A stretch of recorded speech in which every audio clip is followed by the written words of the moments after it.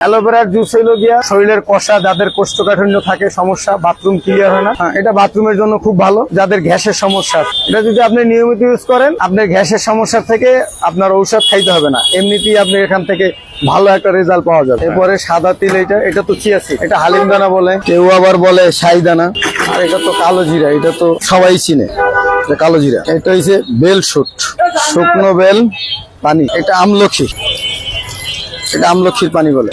এখন এটা জাস্ট লাগতে হবে, পরে বাদ বাকিটা দেওয়া যাবে।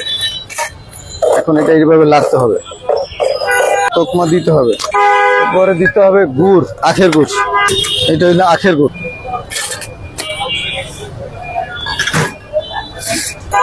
এটা হইলো ভুই কুমড়ার পাউডার, এটা যেটা আপনার সজনা বলেন, সাজনা, গ্রাম তো অনেক, যার কারণে বেশি দেওয়া যায় না। এটা হইলো শিমুল, ওই যে ওই পাশে যে শিমুলের পাউডারটা দেখেন ওইটা।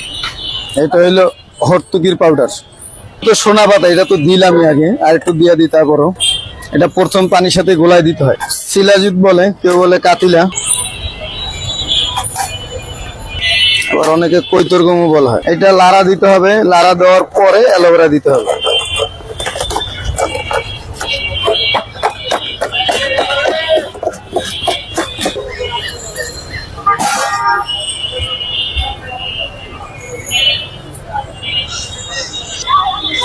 চামচ দিয়েও যারা ই করে এইভাবে করতে পারবো। আবার ইচ্ছা করলে, যেহেতু আপনি ব্লেন্ডার করবেন, আমরা একটু বড় বড় রাখি তো, যার কারণে কাঁটা চামচ দিয়ে দিতে হয়। আপনি ইচ্ছা করলে এইভাবেও দিতে পারেন, এইভাবেও জাস্ট জেলটার বের করে ব্লেন্ডার হয়ে গেল।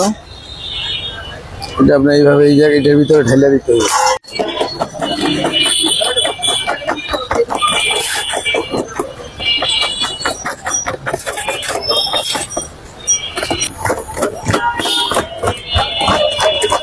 এগুলো ন্যাচারালি, বুঝছেন, কোনোই নাই।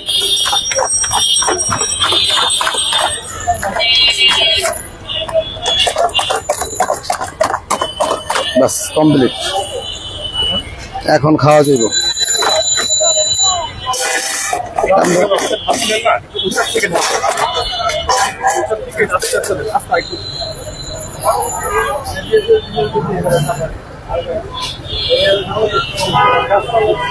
এই